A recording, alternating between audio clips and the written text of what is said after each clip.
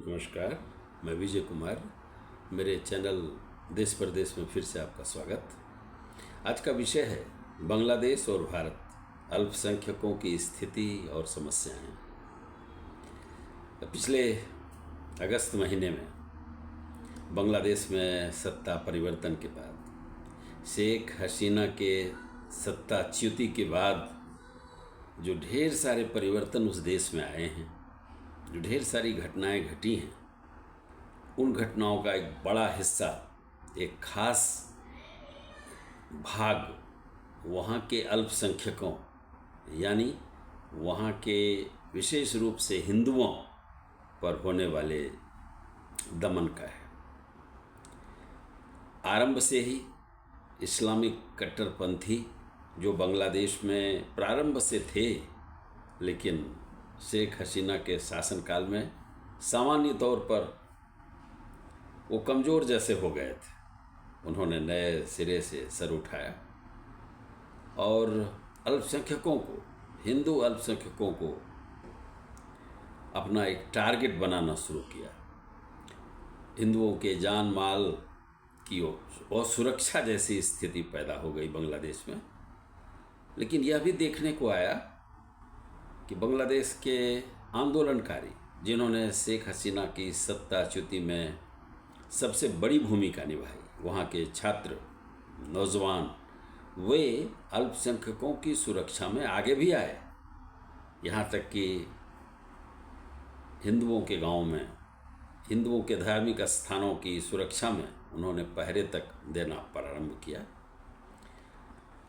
मोहम्मद यूनुस की नेतृत्व में जब सरकार का गठन हुआ तो इस बात की और संभावना बढ़ी, क्योंकि मोहम्मद यूनुस ने बार बार यह स्पष्ट किया कि बांग्लादेश में धार्मिक कट्टरवाद का, अल्पसंख्यकों पर हमले की कोई जगह नहीं है। सबको विश्वास में लेकर के नई सरकार काम करेगी।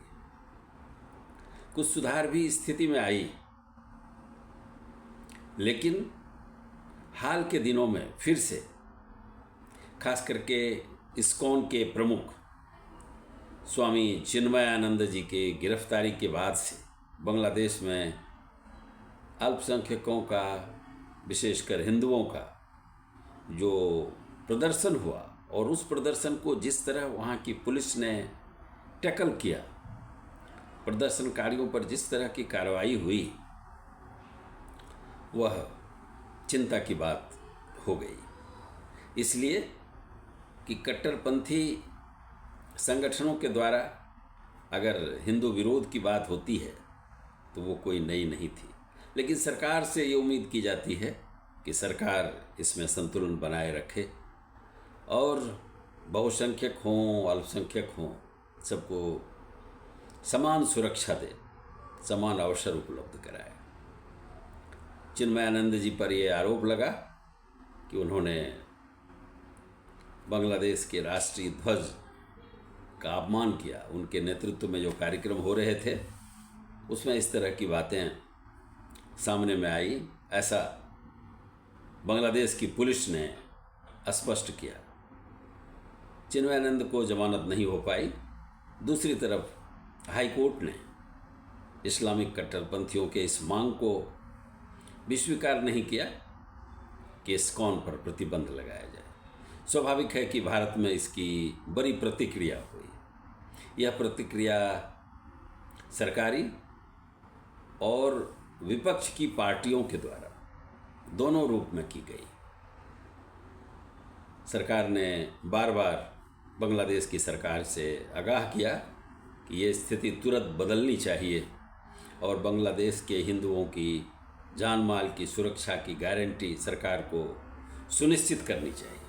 बिल्कुल स्वाभाविक था। इस तरह की बातें की जा रही हैं।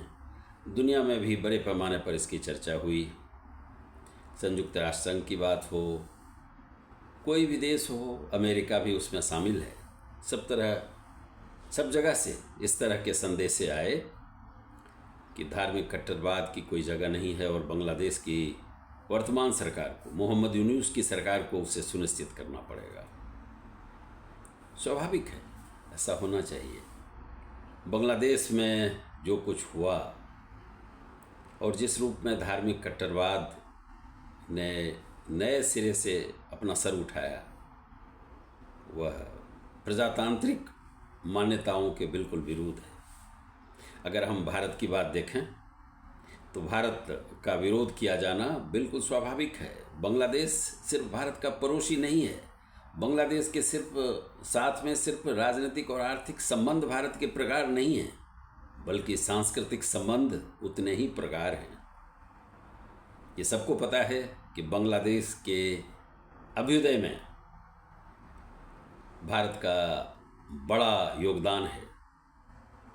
बांग्लादेश में जो पहले पूर्वी पाकिस्तान हुआ करता था, इस्लामिक सोच, इस्लामिक कट्टरवाद का विरोध कोई नई बात नहीं है।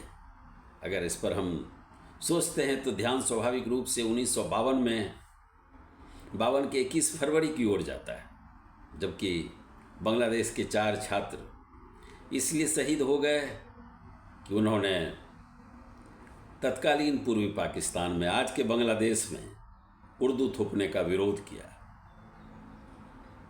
21 फरवरी वहाँ की आम जनता के रग में शामिल है, वो उसको याद करते हैं। बाद के वर्षों में भी बांग्लादेश की कुछ इसी तरह की बनावट रही।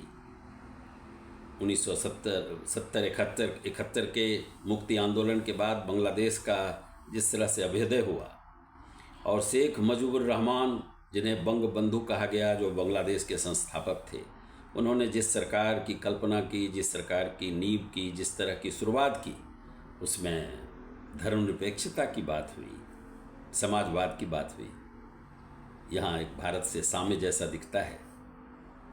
शेख हसीना के सत्ता में आने के बाद जो बीच का काल रहा, शेख मुजीबुर रहमान की हत्या, बांग्लादेश में सत्ता की नई बनावट, कट्टरवादी सोच का आगे आना, यहाँ तक कि धर्मनिरपेक्षता और समाजवादी शब्दों को हटाना, शेख हसीना के शासन में फिर से परिवर्तन आया। ये शब्द संविधान में फिर से बहाल किए गए। हालांकि इस्लामिक सोच का भी महत्व पहले की तुलना में ज़्यादा दिया गया। तो इस तरह बांग्लादेश की बनावट सचमुच में एक अलग है, ये मानना पड़ेगा। बांग्लादेश पाकिस्तान नहीं है। इसलिए अगर बांग्लादेश में ऐसा कुछ होता है, चिंता होती है। लेकिन अगर हम भारत की बात देखें, भारत में क्या हो रहा है, जो भारत अल्पसंख्यकों की सुरक्षा की बात करता है, वहाँ क्या हो रहा है सचमुच। पिछले 1 दशक से अल्पसंख्यक सख्ते में आ गए हैं, अपने को असुरक्षित महसूस करने लगे हैं। कभी कहीं भी हिंदू कट्टरवादी संगठनों के वो शिकार हो सकते हैं, हो नहीं सकते, शिकार हो चुके हैं। गौरक्षकों के द्वारा सिर्फ हमले नहीं किए गए मुसलमानों पर, बल्कि उनकी हत्या तक कर दी गई है, मॉब लिंचिंग तक हुई है। ट्रेन में सफ़र कर रहे इस तरह के मुसलमान भी मारे गए, जिनका सिर्फ दोष मुसलमान होना था। एक उन्मादी, चाहे वो भले ही पुलिस कांस्टेबल हो, पुलिस विभाग से जुड़ा हुआ हो, वो उसकी हत्या कर देता है। ये बातें क्या बतलाती हैं कि किस तरह का एक धार्मिक उन्माद भारत में पैदा हो रहा है। मस्जिदों पर हमले आम बात हो रहे हैं। मुसलमान जो विरोध की बात करते हैं, उन्हें जेल में देशद्रोह के मुकदमे के तहत बंद कर देना ताकि उनकी ज़मानत भी नहीं हो पाए। ऐसी 1-2 नहीं, दर्जनों घटनाएं भारत में घट चुकी हैं। आज कुछ दिन पहले संभल के वर्तमान मस्जिद, जिसे एक विवादित रूप देने की कोशिश की जा रही है, पहले कभी मंदिर था, और न्यायालय ने जिस सर्वे की बात की, उस सर्वे के तहत जो घटनाएं घटी वो गौरतलब है। पुलिस ने गोलियां चलाई, आरोप था कि प्रदर्शनकारियों ने पत्थरबाजी की, लेकिन तरीका कुछ दूसरा भी हो सकता था। जो मुस्लिम हैं, अल्पसंख्यक हैं, उनका आरोप है कि सर्वे की टीम के साथ जो एक हुजूम चल रहा था, वो जय श्री राम के नारे लगा रहा था। ऐसा लगा कि जय श्री राम के जयकार करने वाले लोगों का एक छोटा समूह सर्वे को अंजाम देने जा रहा है। निश्चित रूप से ये बातें दुर्भाग्यपूर्ण हैं। अब इस कड़ी में मस्जिद है, पहले मंदिर था, यह कोई एक दो घटनाएं नहीं हैं, ऐसे हजारों लिस्ट हिंदू कट्टरपंथियों के पास हैं। दुर्भाग्य है कि जो 1991 का धार्मिक सुरक्षा अधिनियम कानून बना, उसके आम लोग तो चिंत प्रवाह करते हैं, आम लोग उसकी भावना की कदर करते हैं, लेकिन मुट्ठी भर हिंदू कट्टरवादी, हिंदुओं के मसीहा कहने वाले अपने जो लोग हैं वो उसकी परवाह नहीं करते। और न्यायालय में भी कुछ इस तरह के फैसले आए पिछले दिनों जो इन बातों को शह देते हैं। तो इसलिए अगर घटनाओं को हम देखते हैं कि अगर बांग्लादेश में चिन्मयानंद की गिरफ्तारी गलत है, अगर हिंदुओं पर हमले गलत हैं, वास्तव में गलत हैं, तो भारत में भी अल्पसंख्यकों पर हमले गलत हैं। भारत में भी अल्पसंख्यकों को विश्वास में लिए जाने की ज़रूरत है। बुलडोजर के उपयोग को ध्यान में लाने की ज़रूरत है जो भारत में हो रहा है। इसलिए अगर बांग्लादेश और भारत से हम और आगे जाएं तो कहीं भी जो अल्पसंख्यक हैं उनकी भावना को भी ध्यान में रखना चाहिए। कहा भी क्या कि एक प्रजातंत्र में, खास करके जिसे हम आदर्श प्रजातंत्र कहते हैं, दुनिया का सबसे बड़ा प्रजातंत्र भारत, वहाँ के प्रजातंत्र की सफलता में जहाँ बहुमत का तो शासन होता है, लेकिन अल्पसंख्यकों की भावना का भी उतना ही सम्मान होना चाहिए। इस पर सरकार को गौर करने की ज़रूरत है, बुद्धिजीवियों को भी गौर करने की ज़रूरत है। इस वीडियो में इतना ही। अगर आपको ये ठीक लगा तो आप इसे लाइक करें, मेरे चैनल को सब्सक्राइब करें।